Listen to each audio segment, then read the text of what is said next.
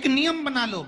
बैसाख महीने से। साक महत्म में ये वर्णन किया कि एक बेलपत्र का वृक्ष हो या पीपल का वृक्ष हो या तुलसी का पौधा हो या आंवले का वृक्ष हो या बट वृक्ष हो, उस वृक्ष के नीचे बैसाख के महीने में जो जल समर्पित करा जाता है, उस जल की पुण्याई इतनी प्रबल हो जाती है कि व्यक्ति के जीवन में जितना पाप कर्म करा होता है वो सब निष्फल हो जाता है, वो सब समाप्त हो जाता है। बैसाख महीने में पार्थिव शिवलिंग के निर्माण का, और उसमें एक बात कही गई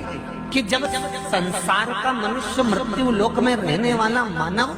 मृत्यु लोक में रहने वाला मनुष्य मिट्टी के शिवलिंग का निर्माण करता है, पार्थिव शिवलिंग का निर्माण करता है, और जिस घर में पार्थिव शिवलिंग का निर्माण होकर उसकी पूजन होती है, घर का सदस्य उस पर अगर एक बूंद जल समर्पित कर देता है तो जितने घर के सदस्य होते हैं उस पार्थिव शिवलिंग के निर्माण को करने वाले होते हैं, पूजन करने वाले होते हैं, उनको 6 महीने तक किसी बड़ी बाधाओं को झेलना नहीं पड़ता, वो दुख अपने आप बढ़ जाता है। पार्थिव शिवलिंग का निर्माण बैसाख महीने, बैसाख के महीने में मिट्टी के पात्र में जो रात्रि भर जल रखा हो, मिट्टी के पात्र में अगर आपके पास में घड़ा हो, हंडा हो, नी हो तो दिया हो, दीपक हो, कुल्लड़ हो, कोई भी तुम्हारे पास में जो मिट्टी का पात्र उसमें जल भरना, वो जल बैसाख के महीने की किसी भी सोमवार के दिन, किसी भी सोमवार के दिन, बैसाख महीने या किसी प्रदोष के दिन या बैसाख महीने के शिवरात्रि के दिन, वो मिट्टी के पात्र का जल अपने घर के प्रत्येक व्यक्ति का स्पर्श कराकर उस मिट्टी के पात्र के जल को तांबे के पात्र में डाल लीजिए और घर के प्रत्येक व्यक्ति का स्पर्श करा लीजिए और शंकर भगवान पर कुंदकेश्वर महादेव के नाम से समर्पित करिए। कुंदकेश्वर महादेव, कभी जीवन में पीछे पलट कर देखने की जरूरत नहीं पड़ेगी, आप उन्नति की सीढ़ी की ओर बढ़ते चले जाओगे। बैसाख महीने में मिट्टी के पात्र का जल भगवान शंकर को समर्पित होना चाहिए, उसका सुख हमारे जीवन को एक आनंद फल प्रदान। जैसे कहते हैं ना, कोई अच्छा मिले ना मिले, धन मिलने से कोई भाग्यशाली नहीं होता, सत्ता मिलने से कोई भाग्यशाली नहीं होता, वैभव मिलने से कोई भाग्यशाली नहीं होता। महाराज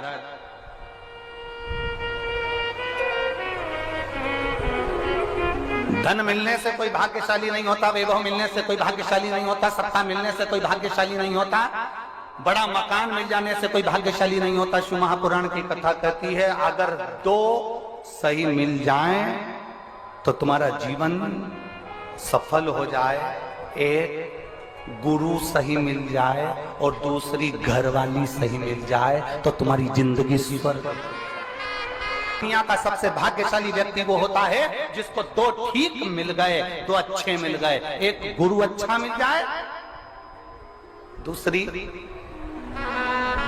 जम के बोलो घरवाली अच्छी मिले। गुरु अच्छा मिलेगा तो तुम्हें स्वर्ग की सीढ़ी चढ़ा देगा और घरवाली अच्छी मिलेगी तो घर को स्वर्ग बना देगी।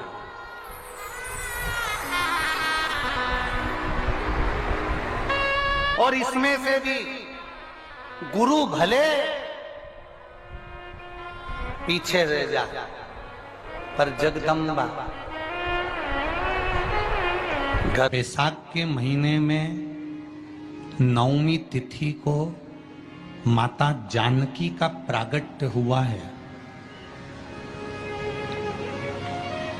पृथ्वी से।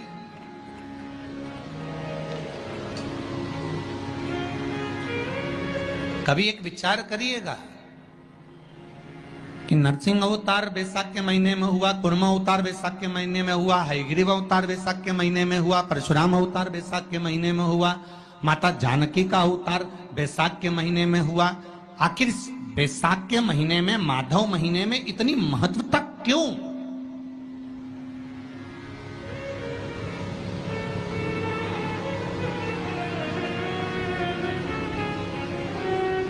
बैसाख के महीने में पड़ने वाली एकादशी, चतुर्थी, प्रदोष, अमावस्या, पूर्णिमा, शिवरात्रि, ये सभी इतनी महत्वपूर्ण क्यों हो जाती है?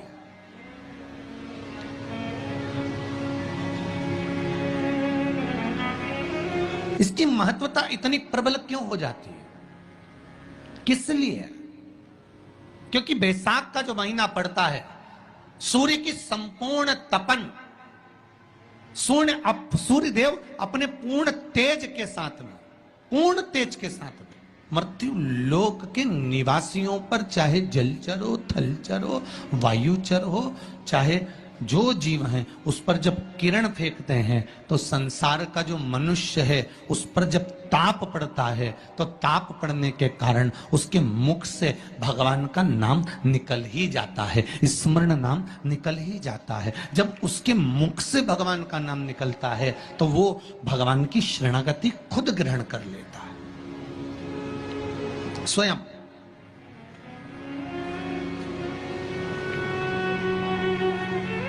शरणागति ग्रहण कर लेना। बैसाख की पोथी पढ़ते हो आप लोग? आप में से अगर कोई पढ़ता हो बैसाख महीने की पोथी, तो उसमें एक वर्णन आता है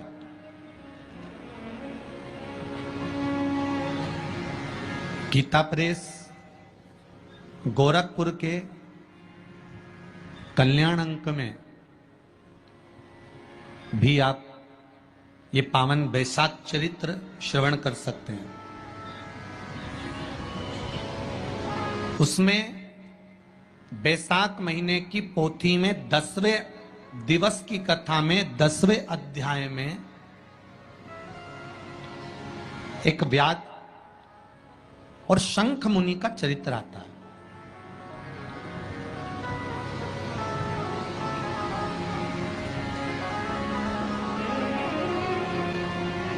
शंख मुनि एक बार निकलकर भगवान शंकर के मंदिर में जल समर्पित करने के लिए जा रहे थे और शिव मंदिर की ओर जाते जाते जाते जाते जाते जाते बीच मार्ग में चलते चलते चलते चलते और वो शंख मुनि जब शिव के मंदिर में पहुंचे, शंकर भगवान के मंदिर में जाकर उन्हें दर्शन किया,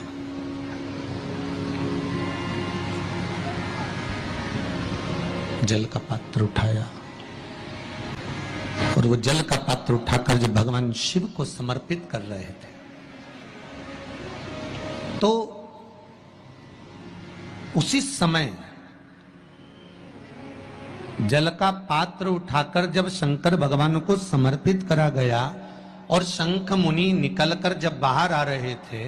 आते आते शंख मुनि के मन में एक भाव उत्पन्न हो गया कि जब हम भगवान शिव को कुछ वस्तु समर्पित करते हैं तो उसका फल,